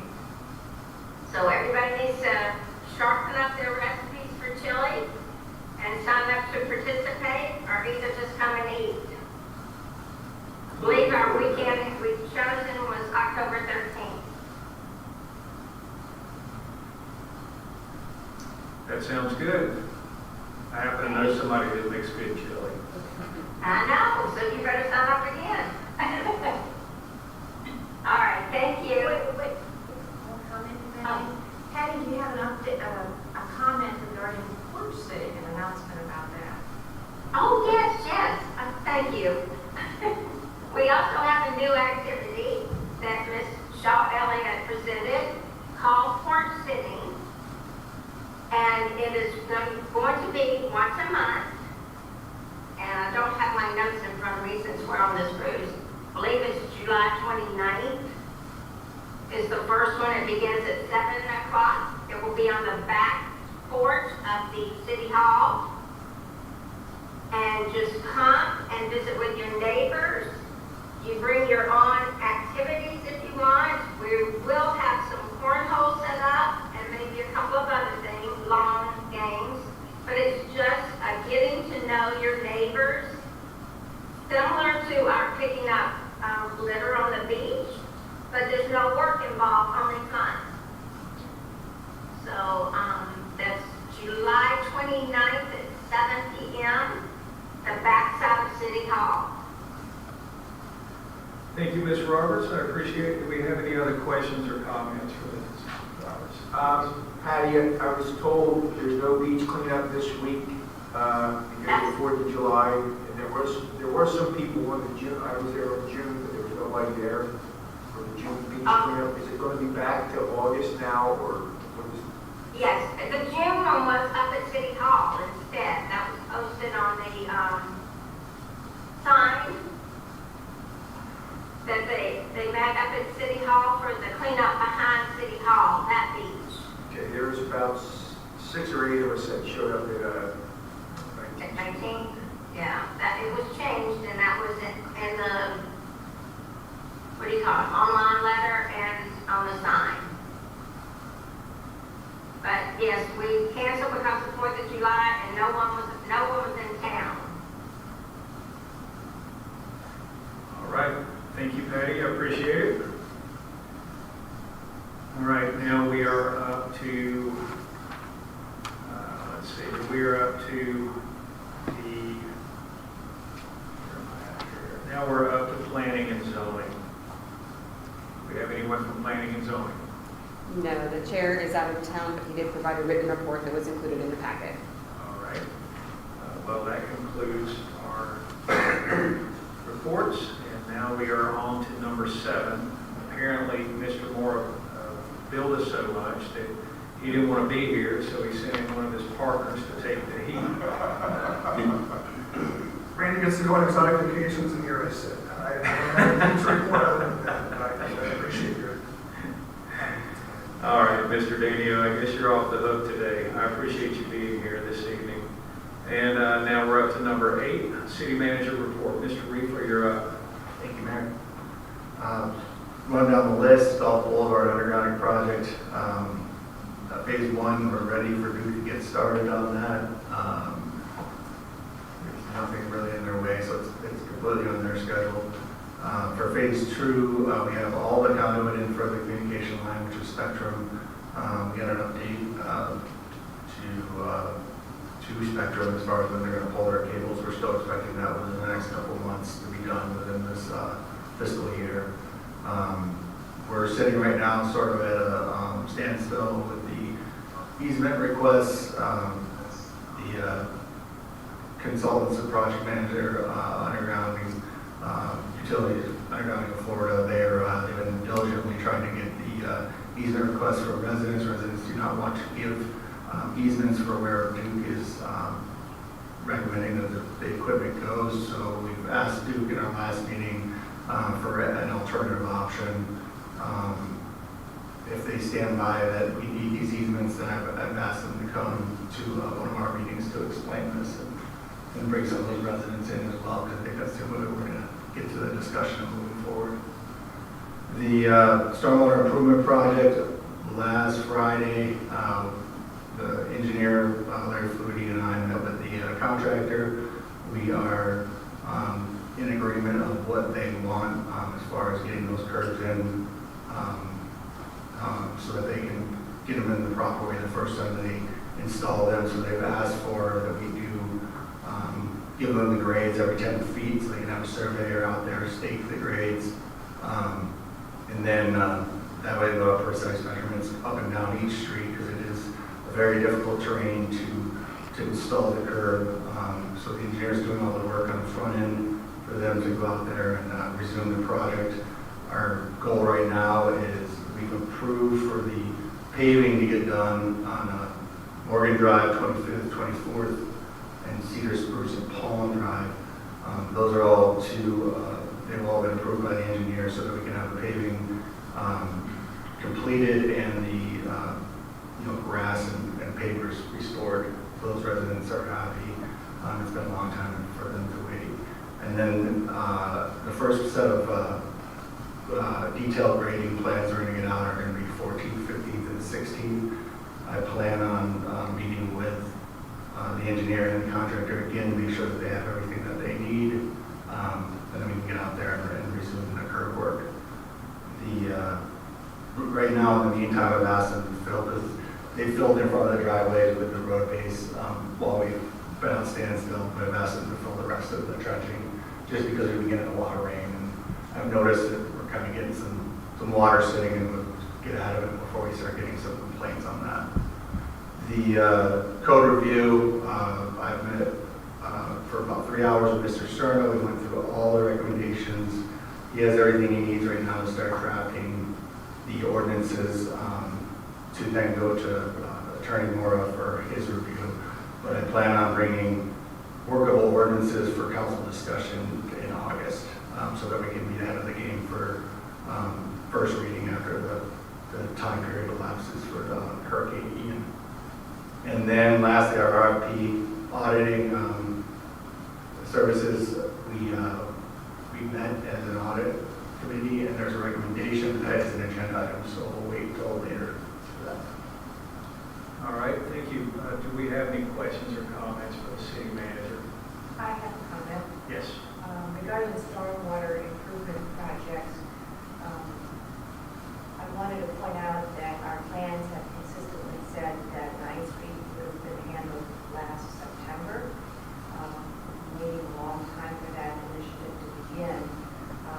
We appreciate the fact that we had considered and are still working on looking at the pump to augment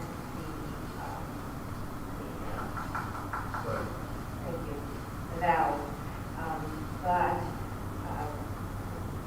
work was redirected north, and I thought we were going to try to redirect it back to 9th Street once that work had been completed. So I asked that we consider not going to 14th, 15th, and 16th, and also going back to the original plan. Thank you, Ms. Elliott. Any other questions or comments? Mr. Reefer, would you like to address her concerns?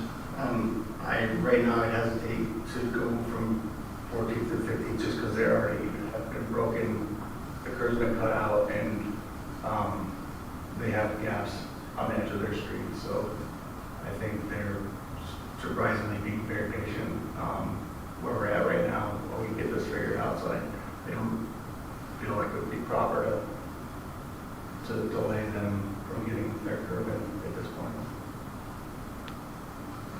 And that, it was delayed because of the plan for the pumps, is that correct? No, this is delayed from the confusion on how we want the valley curb installed. The contractor was out there with one method which worked for the first 6 streets. We got to a point and we got to that 23rd. And I'm referring to 9th Street. 9th. Oh, so the 9th Street was delayed originally because, yes, the pump station, but I do know right now we have an idea of, we were working on getting that, requesting the easement from the property owner. I had no luck with getting back. We had a meeting with them, but I haven't heard anything back from that property owner. So at this point, I want to direct Larry Flutie to design it to go through the road. But where we stand as a project as a whole. We've run into some problems with the design of the curb and what the contractor wants to install properly. So that has kind of caused more delay than we expected. I do know 9th Street is a very challenging street, being extremely flat. So I know just from the discussions with Larry Flutie, there's some decisions that might need to be made to start the curb replacement on that street. So yes, if the contractor's in agreement, after we finish 14th, 15th, and 16th, I can recommend that we go to 9th Street. But again, that's not completely in our control. All right, thank you. Any other questions or comments for the city manager?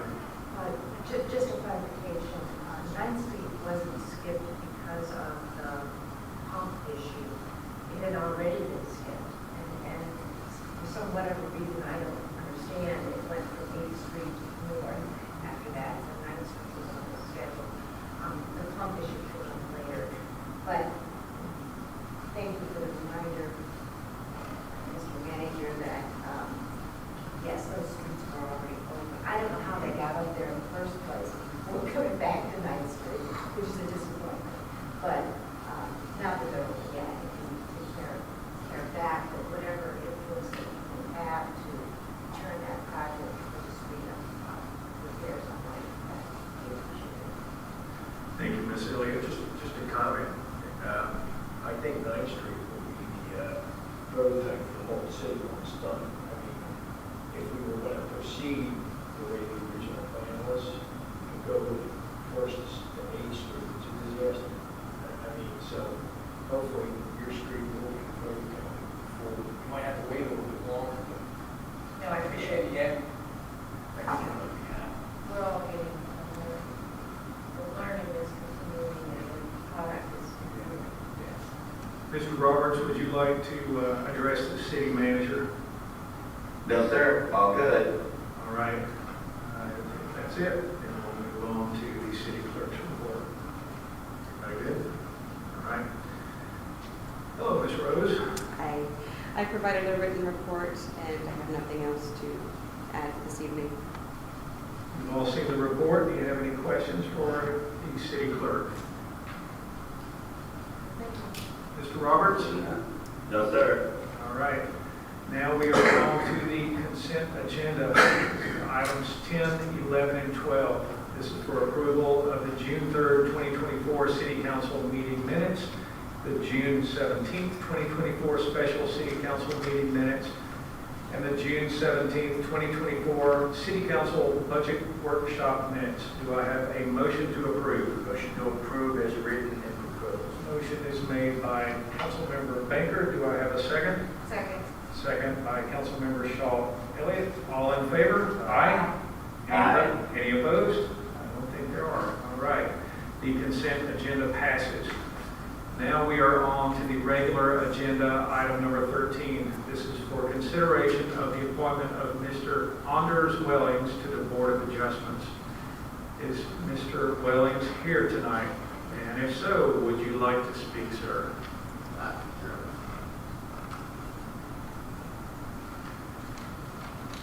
Okay, my name is Anders Wellings. I'm at 709 Harbor Drive.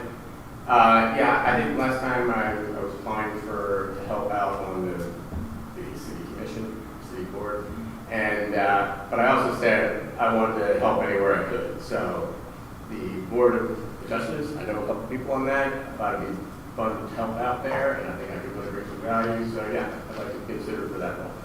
Thank you, Mr. Wellings. While you're standing here, would any council member like to ask him a question?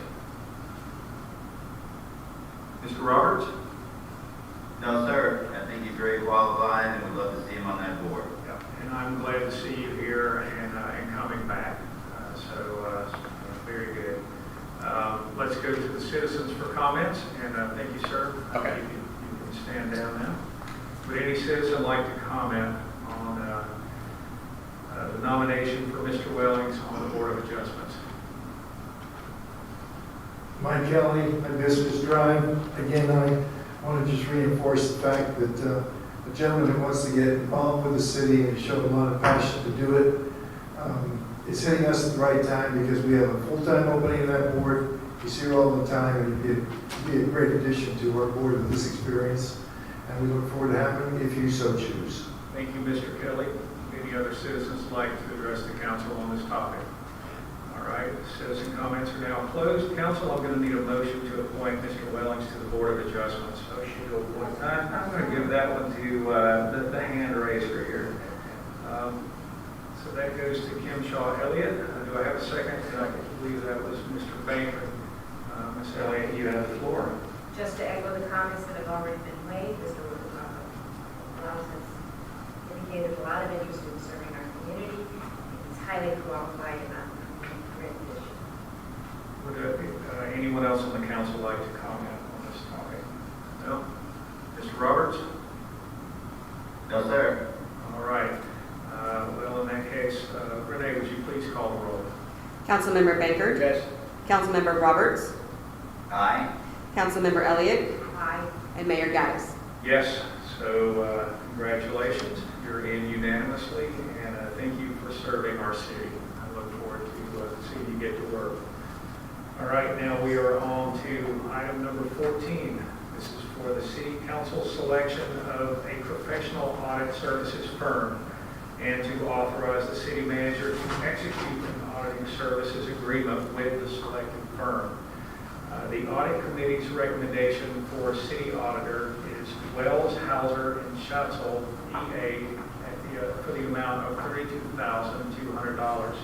Mr. Reefer, you have the floor. Thank you, Mayor. Just as a recap, we issued the RFP on April 19th, and we received 5 proposals on May 31st. Of those 5, 4 of them were within our budget range, and the audit committee had met and discussed their rankings, which I provided for as one of the attachments to score sheets, and in doing so, they made a recommendation to have the firm at Wells, Hauser, and Schatzel, PA, as the awarded auditing firm. And I've included Wells, Hauser, and Schatzel's proposal for your review.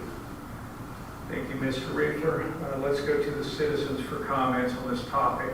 Would anyone like to address the council? Seeing as we have none, citizen comments are now closed. Council, I'm going to need a motion to, wrong area here, sorry. I'm going to need a motion to select an auditing service and to authorize the city manager to execute the auditing services agreement with the selected firm. I make that. Second. What exactly did I say? All right, so I can specify that. that's quite all right. I'm just giving you a hard time. That's all right. All right, and the second was made by Mr. Baker. Ms. Elliott, you have the floor. Thank you. The selection committee is the standing committee for the It says the Citizens Advisory Committee. Let's forget the name. I apologize for that. The Citizens Advisory Committee is composed of a lot of very highly qualified people that did some very good work in doing this evaluation. So they sit as the audit committee, and our ordinance provides that the chair of the audit committee be a council member. So I served in that capacity. Each of the responses to the RFP were evaluated in full. It was a very good process. Each member of the committee made an evaluation of those responses based on the criteria that were presented in the original RFP. Those criteria are weighted, and each one was tabulated for individual. We talked through all of the issues, and the ratings were compiled, and the highest rated firm ended up being Wells Hauser. We talked a lot about all of the candidates' qualifications, but we determined that here, when we're selecting an auditor, the individual qualifications aren't as important in the sense that all of them are going to have to be licensed CPAs, all of them are going to have to be able to follow the process, all of them are going to be able follow the accounting procedures. So we looked at some qualitative measures also, qualitative measures also. This is a smaller firm, which we like. Our existing auditor is from a much larger firm, and we felt like we were getting the attention that we really wanted from our auditor. We feel like we can get the attention of the key decision makers and the key providers in this effort when it is a smaller firm, because they're going to be the partners and not a department head or a manager from a big firm's department. We felt that this particular firm also represents many of our neighboring peer companies, peer communities, and they include Seminole, Old Bar, South Pasadena, Bel Air Bluffs, and Reddington Shores. So they have a lot of experience in our space and the communities of our size. One thing that was very distinguishing about this firm is that they specified that the work would be done on site. Many of the applicants do this remotely, and that can be very effective. There's nothing wrong with doing things remotely, but being on site might provide some additional insights, as well as the fact that this particular firm, our CFO, used to work at, so we're guaranteed this is going to be excellent. But we're confident that this is going to be a very good, workable relationship. Their fee for service was pegged at $32,200. That was not the cheapest of the responses, but it was, all of them were within a fairly narrow range and was certainly within our projected budget of $35,000. So definitely support this. Ken. Thank you, Councilmember Shaw. Elliott, do we have other comments from the council? Mr. Roberts? No, sir. All right. I like the study that was done. I think it was very thorough. I read through the notes, and it seemed pretty obvious that you guys did a great job. And I'm just curious, is there anyone here from the firm this evening that would like to address the council? Yes, sir. Please come up and let's have your name and tell us a little bit about you and your firm. Excuse me. Thank you very much. Thank you for the opportunity for our firm to have been able to submit our proposal. I'm Peter Schatzel from the Wells House in Schatzel. Our firm and myself, we have been working local governments over quite a long period of time.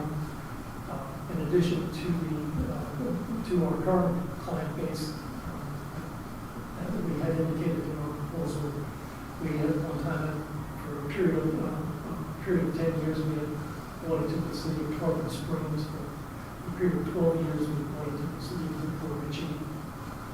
So I do think that we do bring, from a standpoint of a small municipality, I think we do bring a good base of knowledge. As was brought out, and I've always felt this way as long as I've been practicing CPA and auditor, that doing an audit on site, I think, is very important.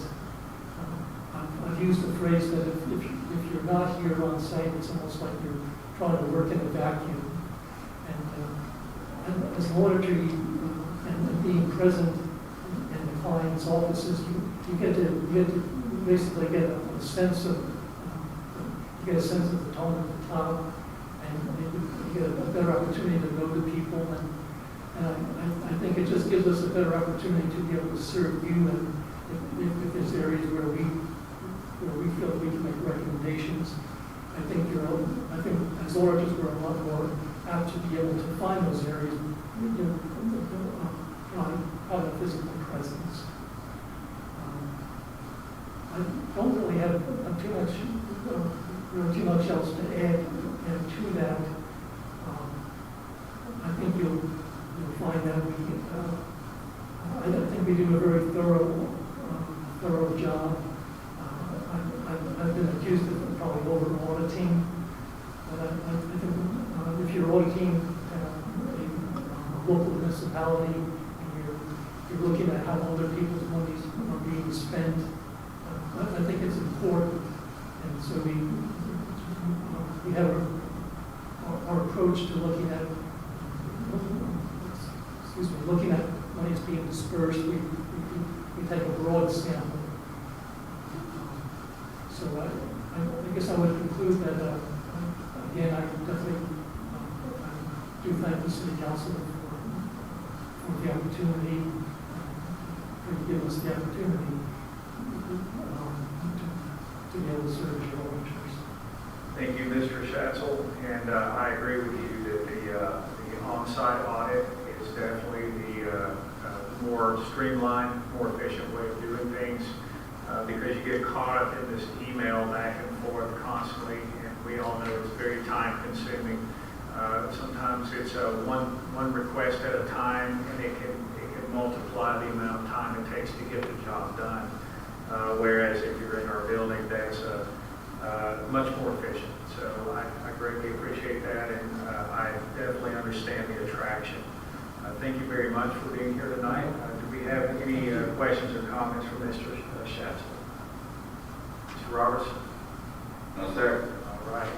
Thank you, sir. And I guess now we will take it to a vote. Renee? Councilmember Bankert, Yes. Councilmember Roberts, Yes. Councilmember Elliott, Yes. and Mayor Gaddis. Yes, so it's unanimous. Congratulations, Mr. Schatzel, to you and your firm, and we look forward to working with you. All right, now we are on to item number 15.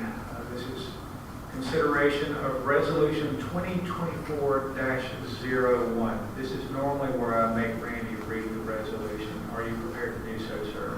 I am. I didn't know Randy could read. Resolution 2024-01, a resolution of the City Council of the City of Bel Air Beach, Florida, authorizing signatures which are to appear for all city check and draft writing, and instructing any financial institution to accept any certified copy of this resolution as evidence of legal authority over city financial accounts, resolving conflicts herewith and establishing an effective date. Okay, so the next question is, can you summarize that for us? I just did. The resolution provides who shall have the authority to execute financial instruments, including checks on behalf. There we go. All right. Mr. Reefler, do you have any comments on this? Just that since we had some council member change out and a new city clerk, it's been good. Okay, all right. Let's go to the citizens for comments. Since we have none, would you like to speak, sir? Okay, all right. Since we have none now, I'm going to close citizen comments. And council, I'm going to need a motion to approve resolution 2024-01. Motion to approve. Motion is made by Councilmember Bankert. Do I have a second? Second. Second. All right, I'm going to give this one to Mr. Roberts. I'm going to act like he's on a time delay.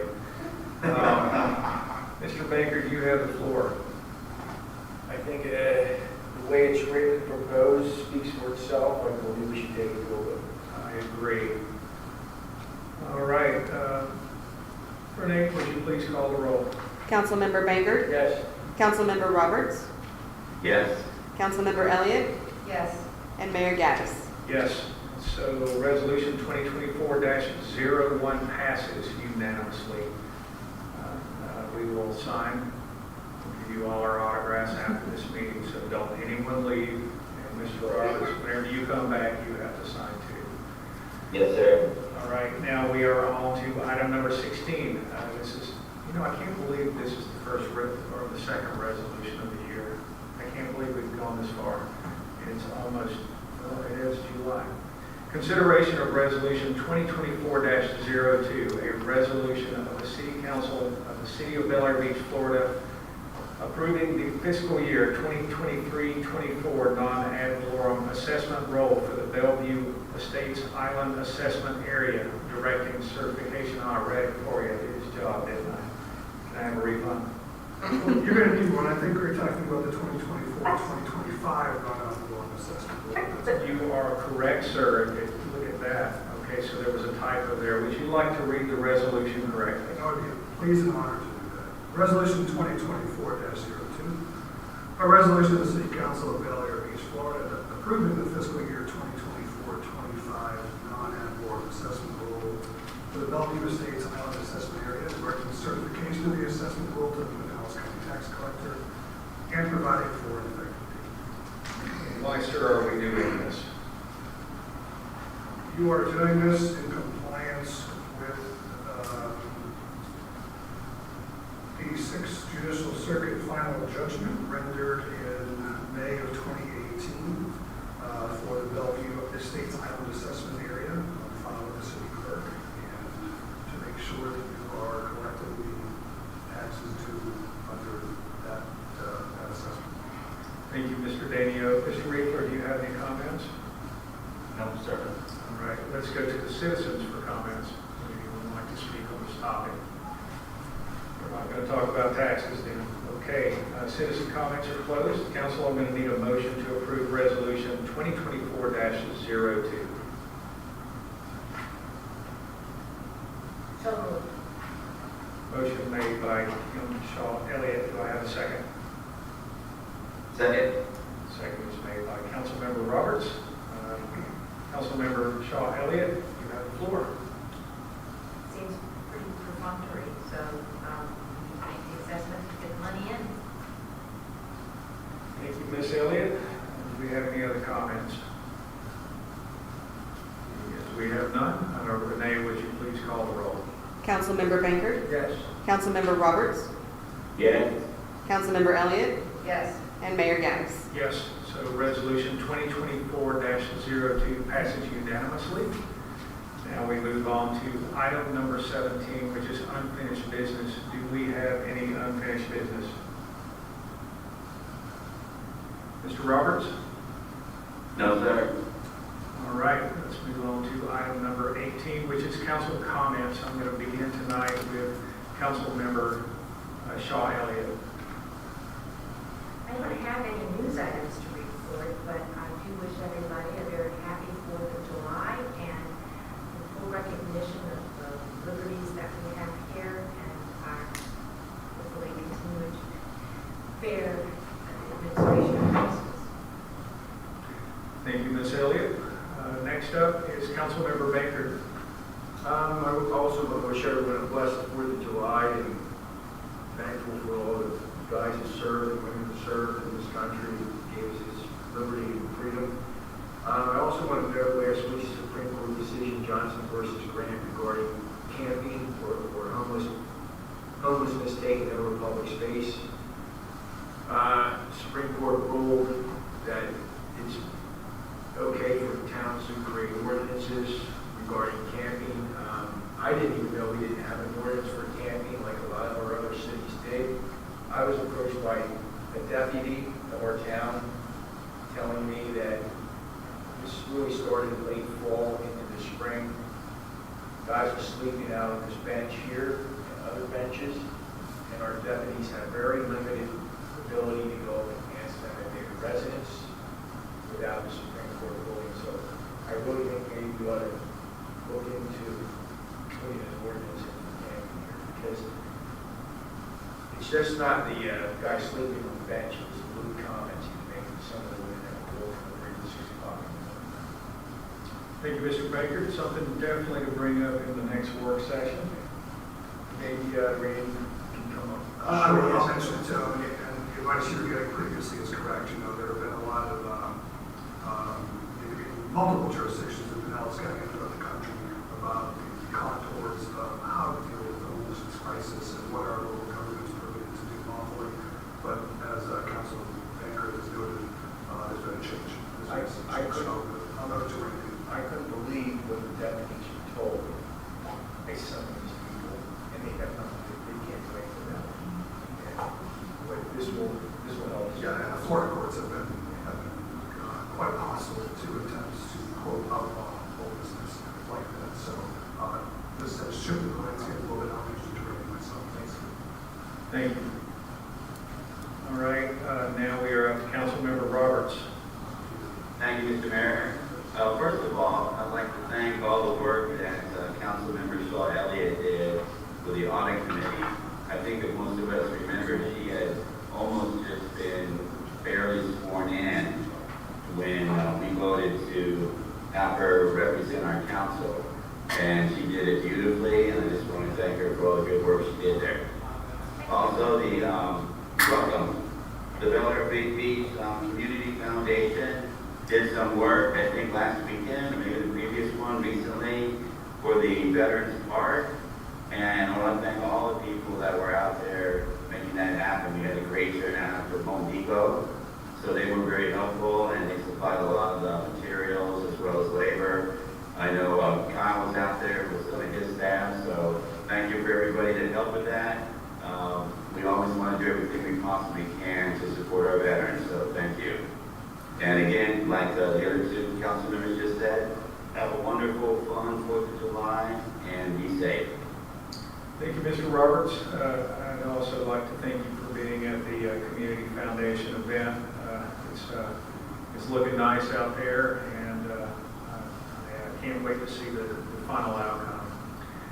I'd like to wish everyone a safe and happy 4th of July. However, please remember that fireworks are not allowed on the beach, nor are they allowed to be detonated over the beach. You know, they're going to happen, but let's not be those people. Also, I'd like to ask everyone to be mindful of your neighbors, their pets, and their property as you celebrate our independence. Thanks for coming out tonight. Everyone have a great week. Do I have a motion to adjourn? Motion to adjourn. Motion is made, as usual, by Frank Baker. And do I have a second? Second. Second by Kim Shaw Elliott. All in favor? Aye? Bye. Any opposed? All right, good night, everyone. Good night. Don't forget to hang out and sign your document.